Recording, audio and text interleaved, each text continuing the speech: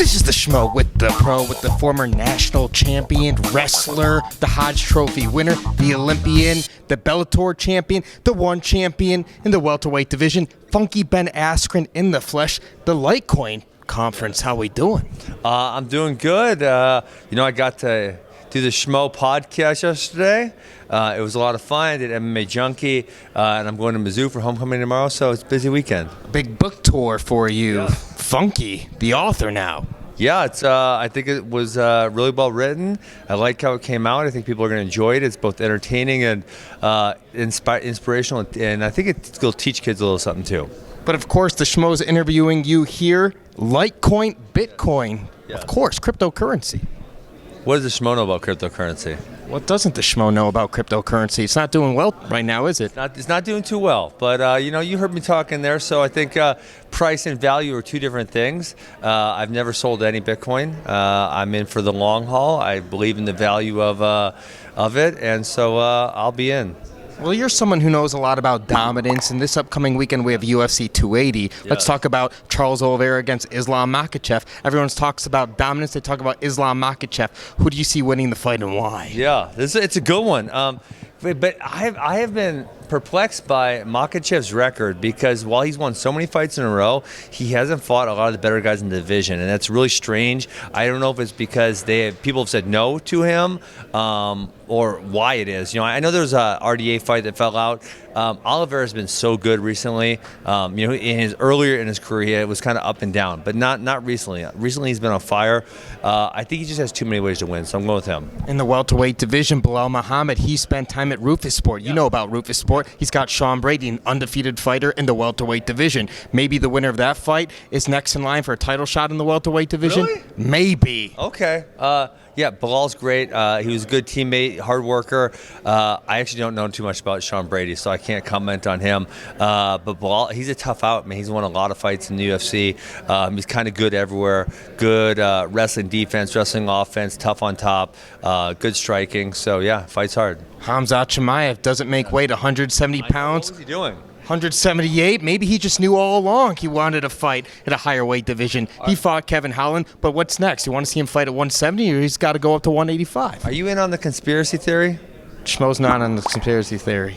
Schmo had a mouthful with the conspiracy theory.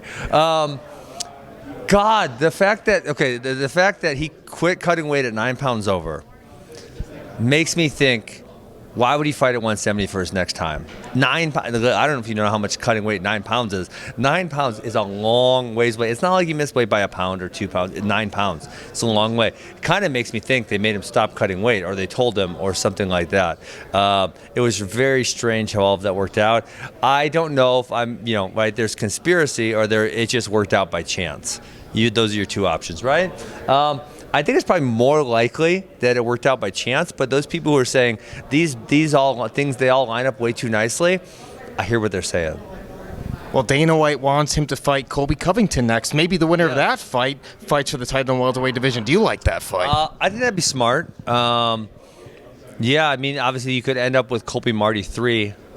Which is not the end of the world. I think there's a chance Leon Edwards wins the rematch. Obviously, he was very clearly losing the second fight when he got the knockout, but I think he's going to learn a lot from that. I think it's going to make him a lot better fighter. What about another undefeated welterweight, Shavkat Rakhmonov? You see that guy fight? No, I don't know. That's another. Man, you got some hard names you're pronouncing today. There's a lot of hard names from that region of the world. That's very true. Yes. How about an easy name for you? John Jones. 2 fights in the UFC that you had. Again? Well, that's what I'm going to ask you. As someone who's been on his card, do you think he fights Stipe next? Francis Ngannou? John Jones is more retired than I am. I'm retired and I've been more active than John Jones. So I don't know. Maybe he's going to fight again. Maybe he's not. I don't know. I'm stopped anticipating him coming back, right? Because it's, it's literally been, let me do the math, 3 years and 4 months or something now, something like that. That's a really long time. So I guess maybe we'll see him, maybe we won't. I have no idea. Who comes back first, him or Henry Cejudo? Well, I just brought this up with someone yesterday. Cejudo, I thought he said, hey, I'm coming back.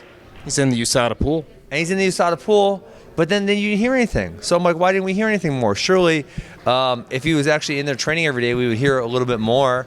Yeah. So I'll go with Henry because John hasn't fought in 3.5 years. Is that longer than Henry or no?